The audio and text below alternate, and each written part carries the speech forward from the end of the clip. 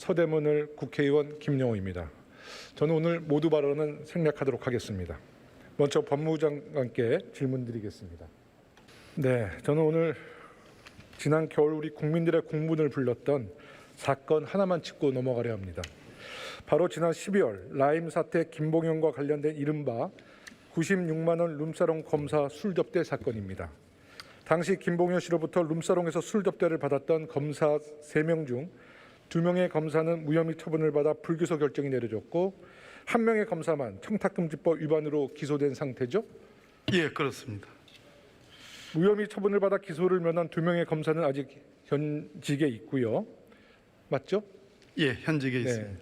그런데 이 사건에 대해서 검찰이 수사 결과를 발표했을 당시 공수처 출범이 한 달 앞으로 다가온 시점이었기 때문에 공수처 1호 사건으로 다뤄야 한다는 주장을 하는 분이 많이 있었습니다. 왜 그랬다고 생각하십니까? 아무래도 그동안 검찰 조직 문화의 일부 현상으로 제 식구 감싸기라는 국민적 비판이 많이 있었습니다. 라임 사건에서 검사들에게 술 접대, 그것도 강남의 룸사롱에서 했던 사건은 많은 국민적 공분을 일으켰습니다. 그런 측면에서 검찰이 과연 제대로 수사할 거냐, 또 감찰을 제대로 할 거냐, 징계를 제대로 할 거냐에 대한 의구심이 있었기 때문에 아마도 공수처의 수사 대상이 되는 것이 좋겠다 하는 그런 여론이 있었던 것으로 알고 있습니다. 네, 잘 파악하고 계시네요. 아직 공수처에서 이 사건을 다룬다는 얘기는 못 들으셨죠? 네, 아직 못 들었습니다. 만약에 공수처가 수사를 하겠다고 나서면 어떻게 하실 겁니까? 법무부 장관으로서 검찰이 수사에 협조할 수 있도록 지휘하시겠습니까? 의원님, 그것은 지휘 여하의 문제가 아니고 공수처가 하겠다고 한다면 소정의 요건이 되는지를 먼저 심사해야 되겠습니다만은 그 술접대 사건은 청탁금지법 위반 사건인데 이른 그것은 현재 고위공직자 수사 대상에 공수처의 수사 대상에 해당되지는 않습니다.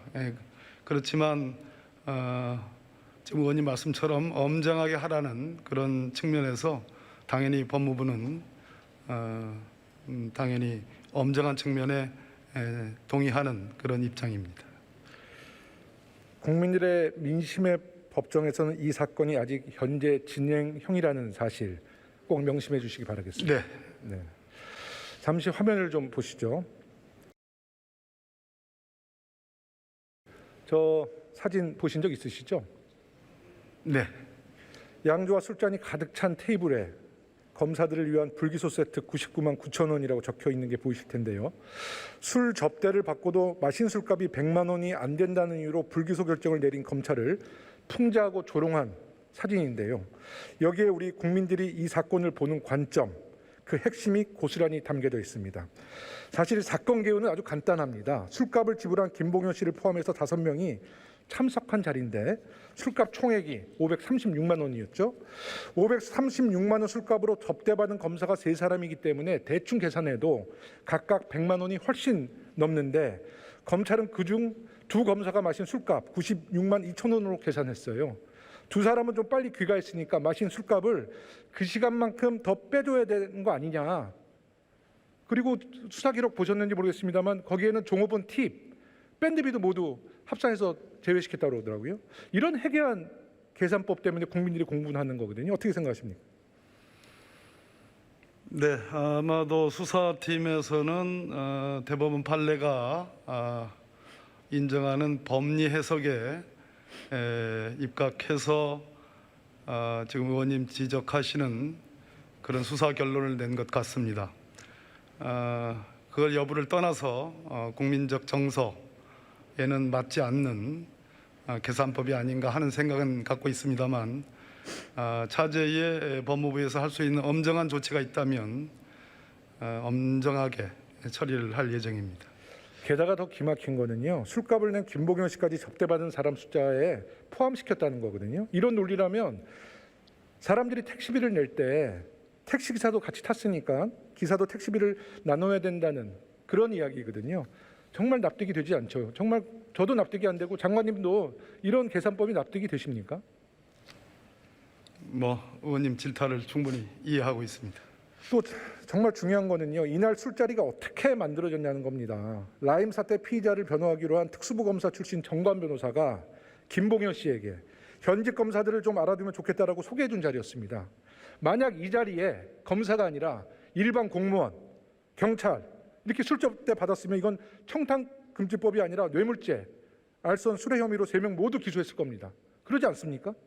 네, 의원님 지적하시는 아까 그 법리와 관련해서도 아마 적용 법조를 청탁금지법 위반이 아니라 그것은 뇌물의 문제가 아니냐 이런 지적이신 것 같습니다. 상당 부분 공감이 가는 측면이 있습니다.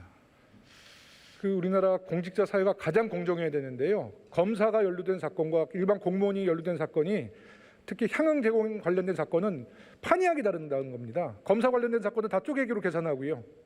일반 공무원 사건은 수수 접대의 총액을 합산해서 처벌한다고 합니다.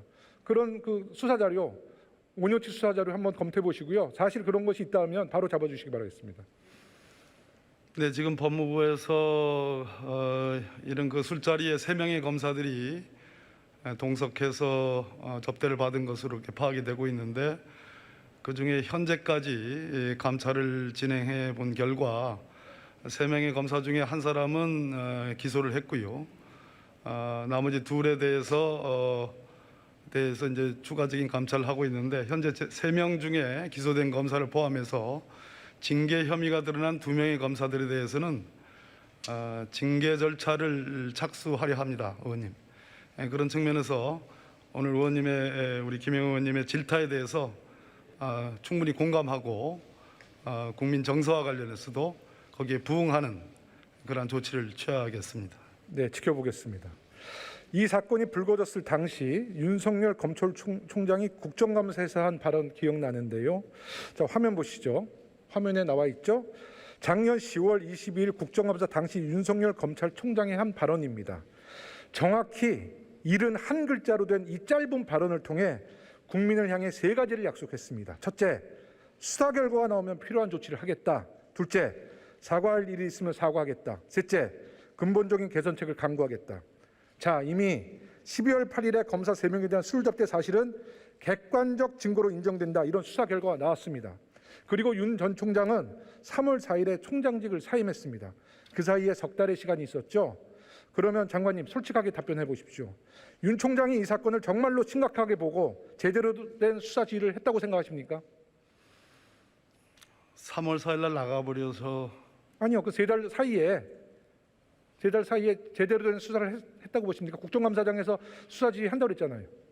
3월 4일에 사직을 하셨으니까 그 전이라도 그렇죠. 그 전이라도 현직 총장으로 계실 때 소정에 지난 국정감사에서 했던 약속처럼 사과할 일이 있으면 사과하겠다. 적어도 사과를 하고 했는 것이 적절하지 않았을까 하는 생각을 가져보고요. 또 그러니까 수사 지휘를 제대로 했냐는 질문에 답변을 해주세요.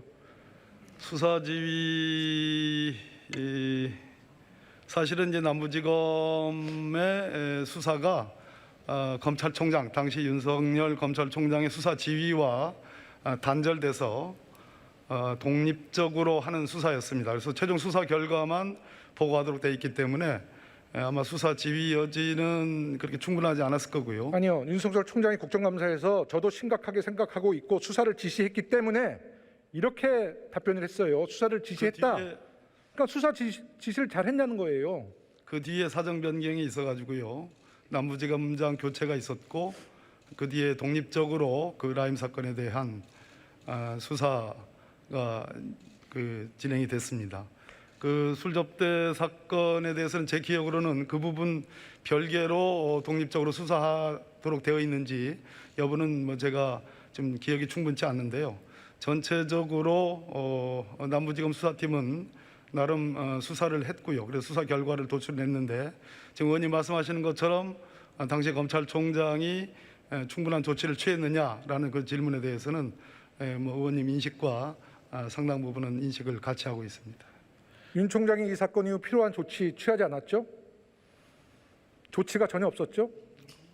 퇴임 전까지 특별한 얘기를 한 바가 없고요. 퇴임 이후에도 과연 그 얘기할 위치에 있느냐 여부와는 별개로 대국민 어떠한 메시지를 낸 바는 없습니다. 대검에서도 그 이후에 뭐 행정의 연속선상에서 특별한 어떤 조치나 대국민 어떤 유감의 표시 같은 건 없었다는 측면에서 장관으로서 상당히 유감의 그런 생각을 갖고 있습니다.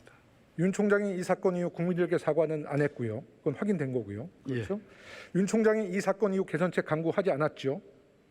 적어도 총장으로 재직 시까지는 특별한 조치를 취한 바는 없습니다. 일은 한 글자로 된 이 짧은 발언에서 저는 국민을 기만한 윤 전 총장의 무책임함과 이중성을 확인할 수 있습니다. 윤 총장, 지금 총장 그만두고서 매일 얘기하는 게 정의와 공정 아닙니까? 박근혜 국정농단 사건, 조국 장관 사건에는 그렇게 무섭게 칼을 휘두르더니 검사가 연루된 사건에 칼을 꺼내기는커녕 후배 검사들에게 방탄 촉기를 입혀주는 격입니다. 윤 총장은 여기서도 조직의 안위를 선택했던 거죠. 윤 총장은 검찰개혁 내내 조직을 보호하려 했지만 결과적으로는 오히려 대한민국 검찰의 신뢰를 땅바닥으로 추락시킨 장본이기도 합니다. 검찰개혁 멈추지 말아야 할 대목이라고 생각하는데 어떻게 생각하십니까? 검찰 개혁의 필요성은 지난 수십 년간 있어 왔고요. 여러 가지 이유가 아주 다층적으로, 중첩적으로 그리고 복합적으로 작용을 한 결과가 검찰 개혁의 필요성입니다. 또 검찰 개혁의 방향에 대해서도 보는 사람에 따라서 다종다양합니다. 그러나 전체적으로 국민적인 공감대가 있었고 그렇기 때문에 지금 우리 정부 들어서서 검찰 개혁이 주요 화두고 지금 진행이 되고 있습니다. 제도적 개혁은 상당 부분 되어 있습니다만 궁극적으로 우리 검사들이 바뀌어야 되는 소위 조직 문화의 개선이라는 측면에서는 아직 미흡한 것이 사실입니다. 한 가지만 더 질문하겠는데요. 96만 원 그 룸사롱 검사 술 접대 사건 이후에 그냥 일반 평검사들 그 내부망에서는 이와 관련된 결정에 대한 비판의 글은 하나도 안 올라왔나요? 검사들의 이거의 결정에 대한 검찰 내부의 비판 없었습니까? 의원님 지적하시는 부분 충분히 공감하고요. 제가 장관 취임 이후로 그 부분에 대한 언급이 있었던 것은 제가 기억하지 못하고 있습니다. 참 답답합니다. 인사 관련돼서는 그 많은 내부망의 비판이 있었는데 자신들의 이런 모순과 부정에 대해서는 함구하고 있는 대한민국 검사님들, 정말 저는 우리 검사님들 좀 많은 반성을 좀 하셔야 되고, 우리 대한민국 검찰이 다시 신뢰받기 위해서는 우리 검찰 내부에 자성어린 그런 목소리가 나와줘야 될 것 같다는 생각이 듭니다.